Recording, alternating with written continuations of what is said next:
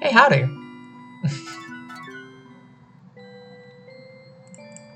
I'm kind of torn if I want to continue the wallpaper hunt today or if I want to just chill. Because the dailies for today are pretty easy to get to, but the vending machine is in Cotton Candy Haven, and that makes me want to go all the way to Lavender Waters.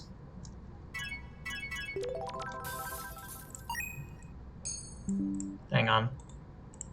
Should have done this before, but I am doing making sure like Discord and stuff is closed and making sure the volume is the right volume. Right, this place. What do you mean, screaming forest?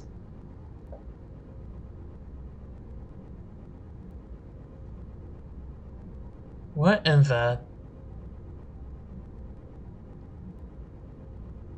Oh, wait, there's a wallpaper lock behind this. Hang on. Two birds, one stone. Alright, so, I have been trapped in the rhythm game, hyperbolic time chamber for the past, like, day and a half, and I'm still stuck there.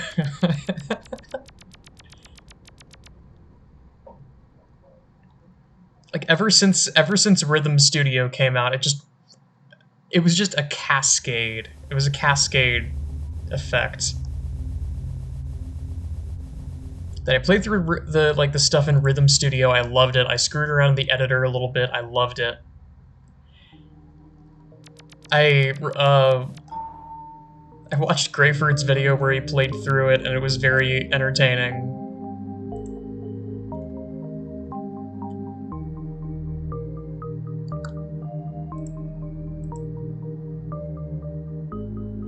Ah, okay, that's the Screaming Forest event. Right, so this just takes me back to Bright Forest proper. And right now I am...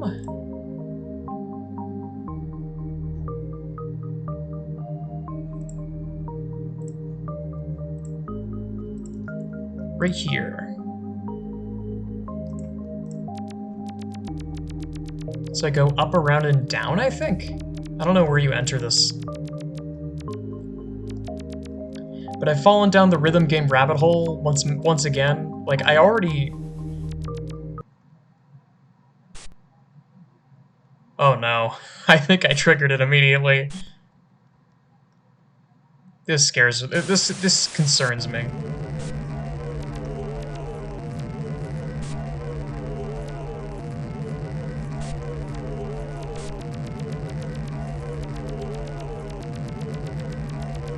Ugh. Hang on, let me try and get a good shot of this. Okay, that's good. Fucking smiley face tech. Okay, how do I leave this?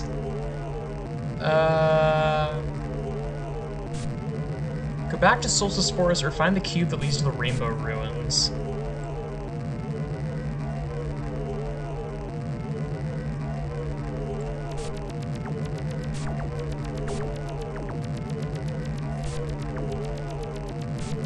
This is very ominous. I'll wait on my happy, cheery rhythm game discussion until after I'm done with this situation.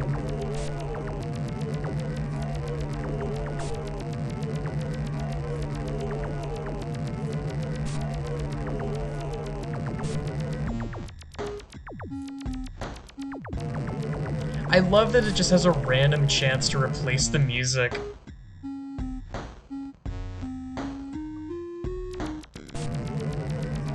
Okay. So I've hit a shelf. That shelf is right down here.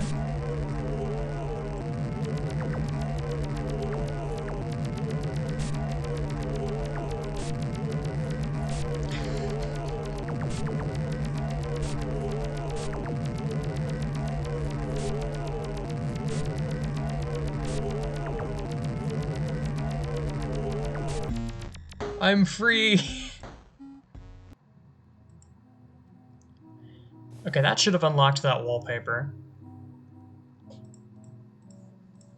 And the other path is to...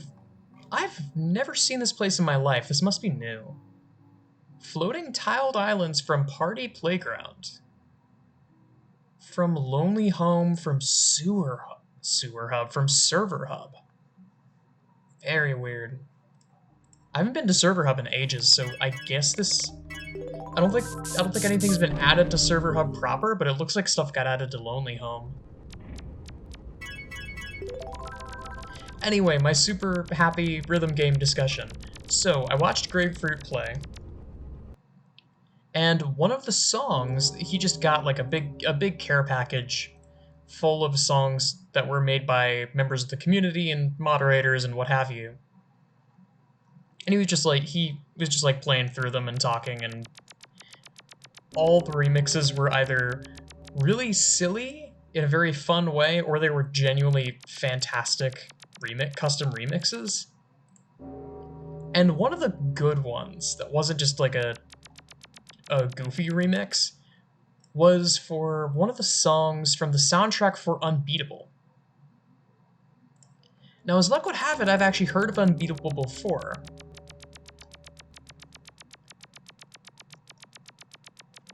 What's the song called? Worn Out Tapes.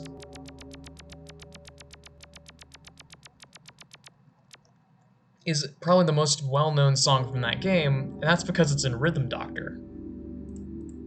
Because ages ago they did a crossover with Rhythm Doctor. Let's go to Abyssal Garden. I come here so rarely. I may as well poke around a bit.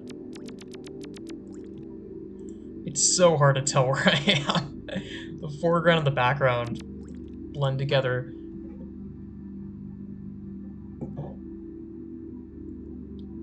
I do not want to be an HA. Thank you for the notification. I will not be taking you up on that offer.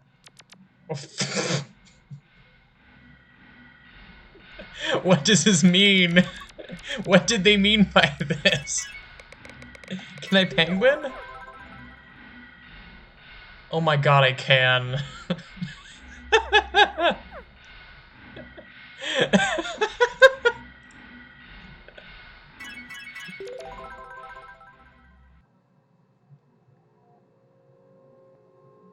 That's so funny.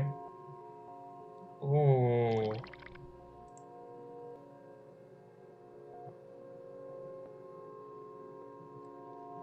Excuse me, blood-stained eye house? Ah, okay, that explains why it's an emergency exit. This is a chaser. Right? Okay, yeah, it is pathing towards me.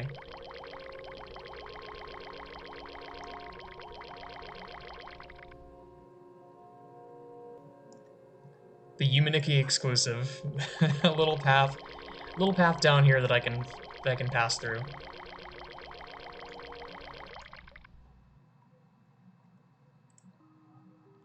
Whoa!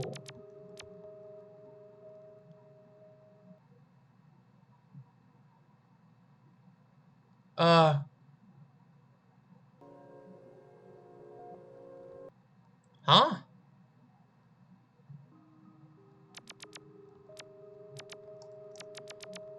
Is she, like... There's a similar NPC to this in Elusive Forest, isn't there? I seem to remember that. Am I also going to get deflected out of the house if I try and chainsaw her? Oh, wait? No, I can't even chainsaw. Is there some special gimmick with this? It will only react to the twin tail effect, which will make them close their eyes. Interesting.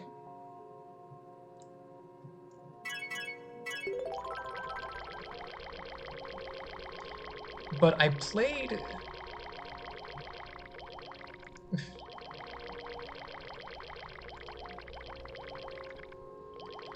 I played Worn Out Tapes specifically from Unbeatable, but I'd always heard that it was a great game, and then, in, like, the collection of custom remixes that Grapefruit had, one of them used another one of the songs from the soundtrack to that game. I don't remember the name offhand. Once I'm in a room that does not have chasers, I'll check. Let me go back out the emergency exit.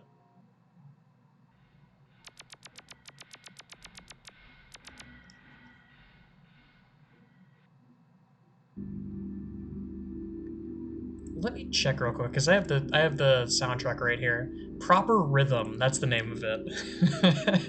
And it's a really goofy, it's like a good beat behind a guy talking about readying yourself for typing practice, if I'm understanding it correctly. But now, I kind of desperately want to play Unbeatable.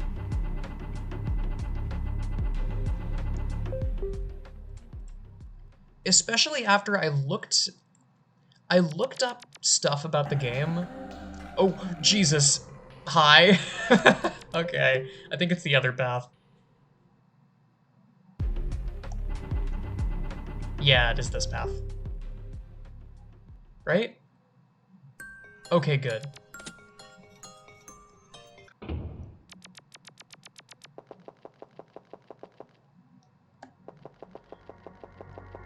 I now desperately want to play through the game, which means I'm probably going to stream it.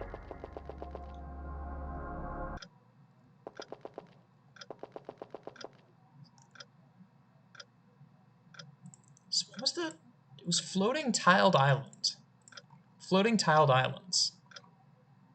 So, Lonely Home to Party Playground, yes.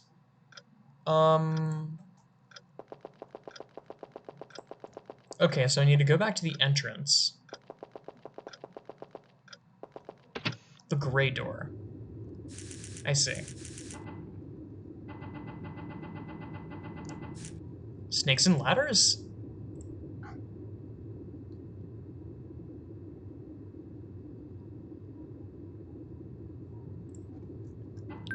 Yeah, it literally is snakes and ladders. That's awesome.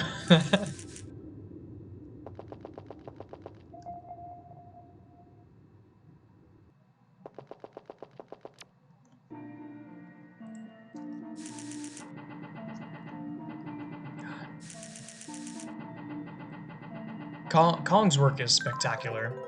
They did Bishop Cathedral, they did Board Game Islands. They have such a unique and distinct style to them.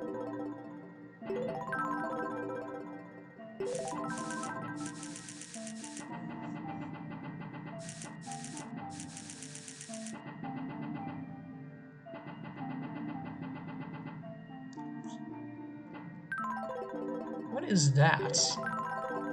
Pretty sure this is my destination.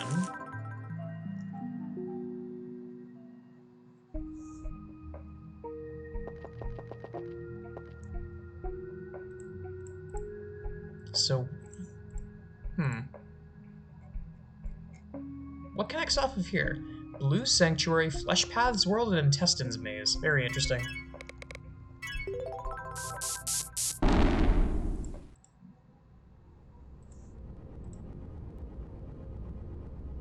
Alright, I guess I'm fine with just going the long way and going all the way down to Lavender Waters. I've accomplished my goal for today. I have unlocked one wallpaper. Nepotism. Rampant corruption. When will the madness end in the, Yume Tuki community?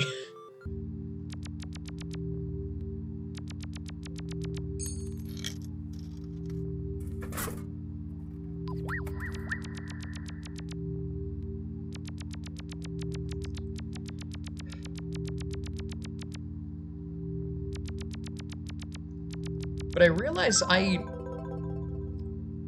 want to play more rhythm games, and I also want to play more rhythm games to record. I was thinking like maybe I play Rhythm Tengoku, maybe I play like Rhythm Tengoku, Rhythm Heaven Fever.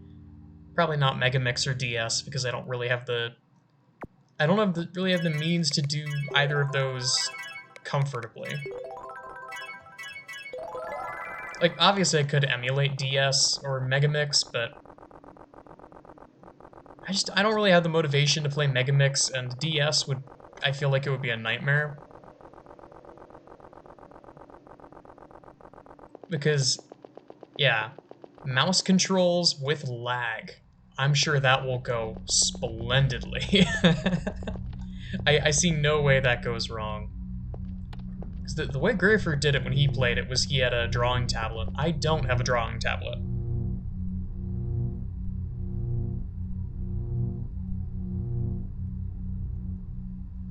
Maybe once I have more disposable income, I'll go and pick one. I'll try and pick one up. It would help me get better at drawing, and there's also a few things that come to mind, just like general DS emulation, that could be fun with a tablet.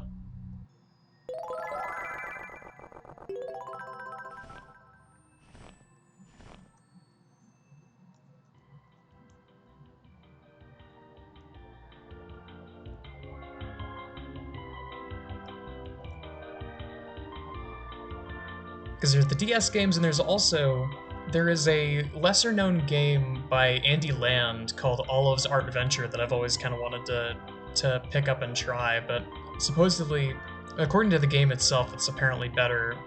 It's apparently better if you have a drawing tablet.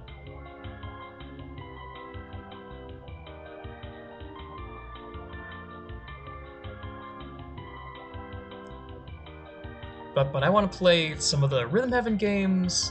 I've already played Rhythm Doctor all the way through.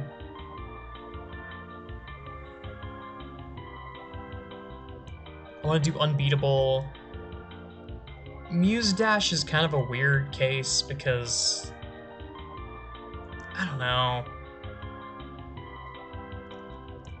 On one hand, I've heard that Muse Dash is literally one of the best rhythm games you could possibly ask for.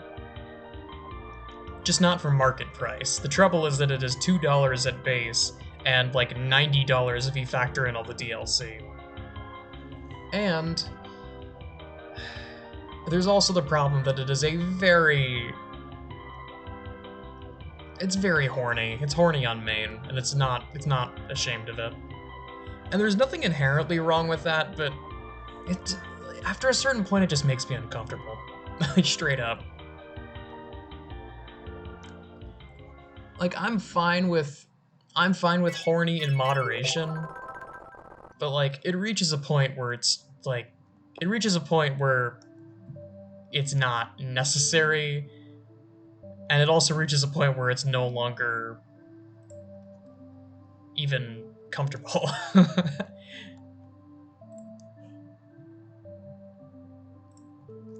But it's got a certain sect of people that it advertises to, and I suppose it advertises well.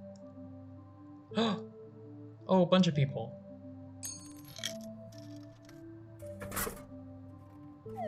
Hey, wait. Please? Thank you.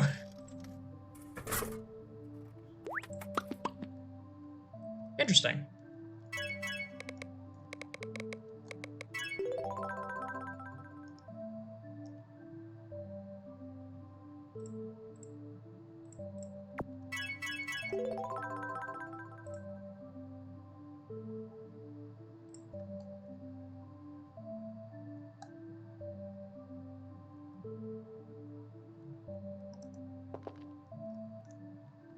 Because the other thing that I've seen about Unbeatable that makes me want to try it is that according to the Steam reviews, it is basically Muse Dash but not horny. And according to the Steam reviews, it is also apparently better. I don't know if that's true.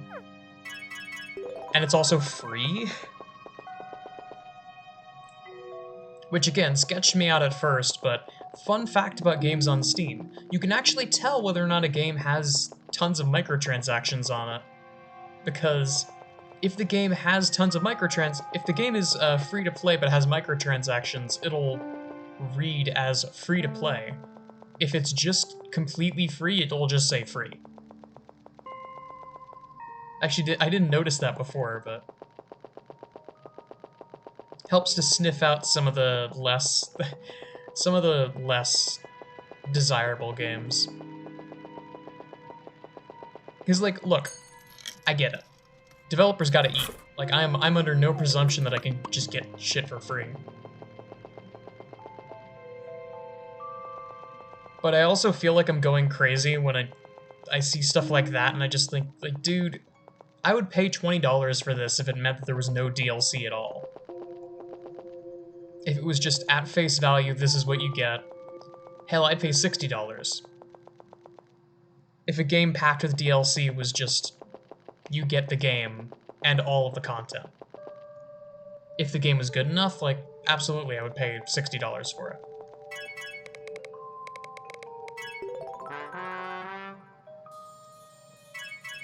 But what bugs the hell out of me is that there's so many studios and so many games that have fallen for this sort of...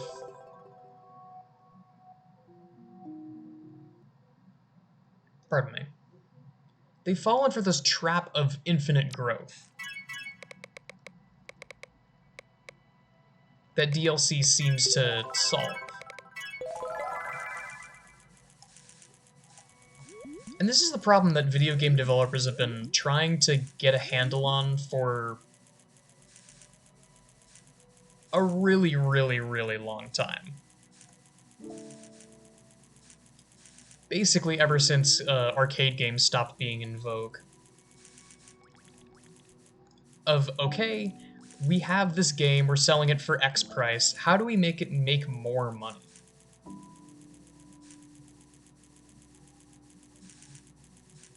And depending on who you ask, what developer, what console, there's such a wide variety of different answers.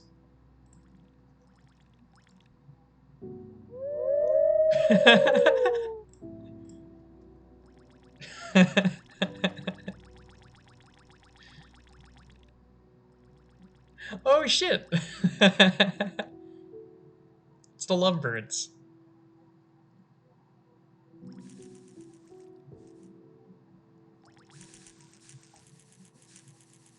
I hope Rekko's doing well. It's been a while since he's uploaded. But I mean, the fact that he's here tells me that he is probably doing well.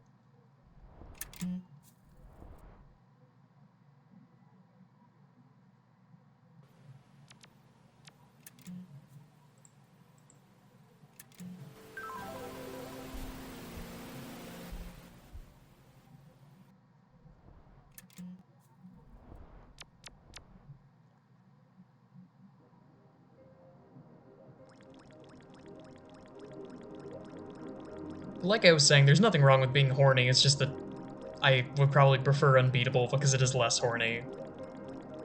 And I would also prefer it because... I'm not gonna say because Unbeatable is free, but because Muse Dash is $2 at base and $90 for DLC. So I think I would prefer a developer that's a bit more honest with its price point. But apparently the content model that they're going for is there's Unbeatable White Label, which is just like the initial, I would imagine, Chapter 1 or whatever, Chapter 1, Chapter 2. I've never played the game in my life, so I don't know how it's going to be constructed. I imagine it's going to be a similar situation as Deltarune, that it starts out free, you can buy the soundtrack. I think it's Kickstarted. It's got like a Kickstarter or a Patreon or something like that. Then eventually, some time will pass, they'll eventually have more than enough funding to make the rest of the game, and then at that point, people will be able to buy the rest of the game for whatever it's worth, probably $20, $30.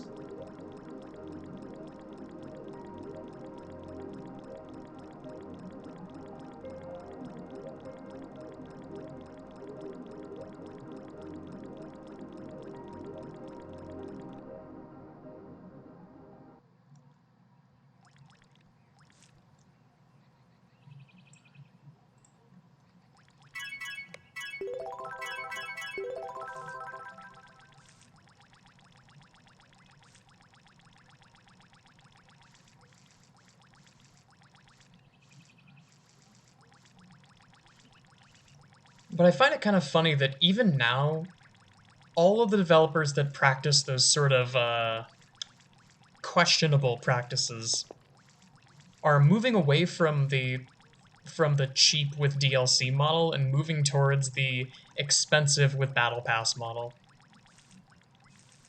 Because they're still chasing that bag. They're still chasing that infinite growth, thinking that people are just going to go out and buy the game in bulk, pay $100 for all the content that's going to be trickled out through the Battle Pass for everyone else.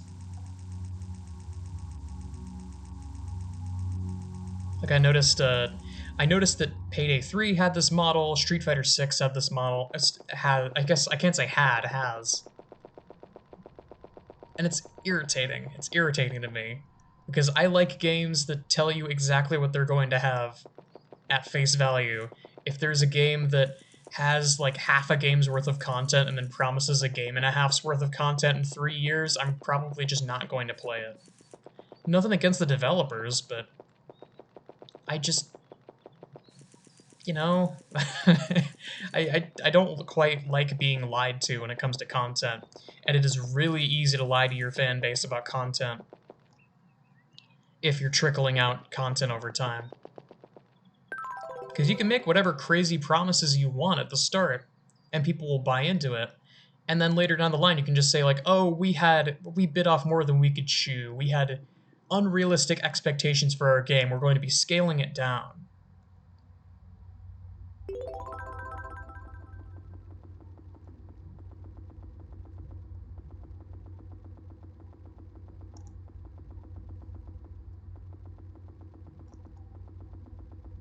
Oh, I actually didn't know that. There's an Omori speedrunning technique where you walk while opening the tag menu to skip event triggers, so it's like a Goombella buffering in Thousand Year Door.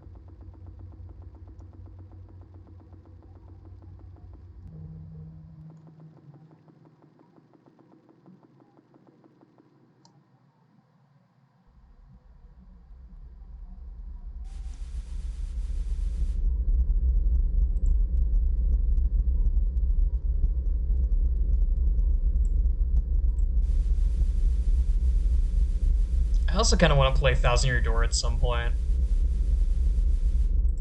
Because Thousand Year Door is has kind of a weird... It has weird emotions for me. Because with Paper Mario the Thousand Year Door, I have an immense amount of nostalgia for it, but I have never played it to completion.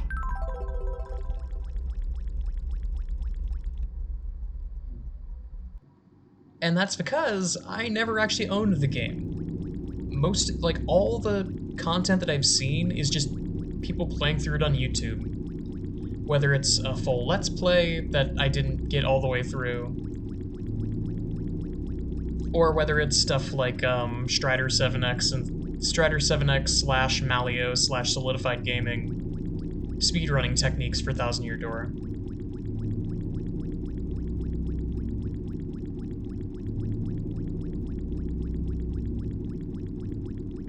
So I have an overwhelming amount of secondhand nostalgia for that game.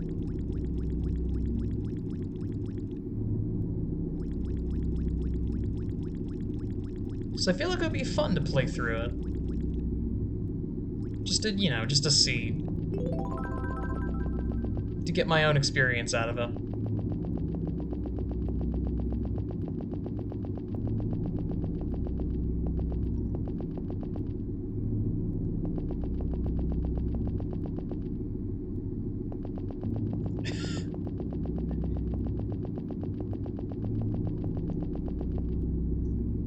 There is thunder.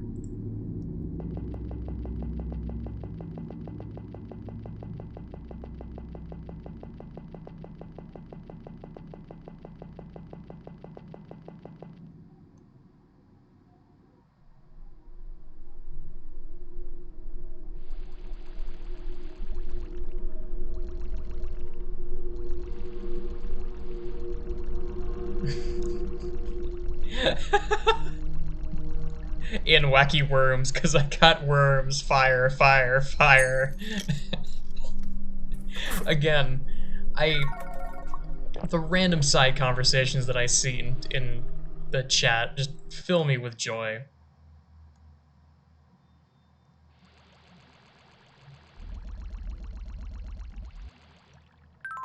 Alright, this should be Lavender Waters right here.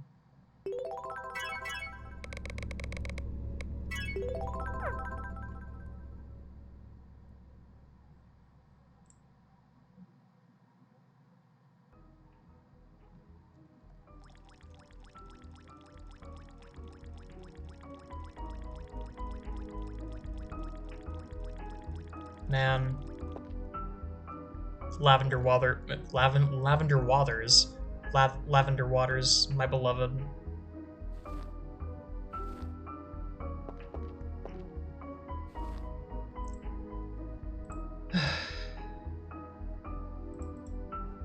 I think that's all I got.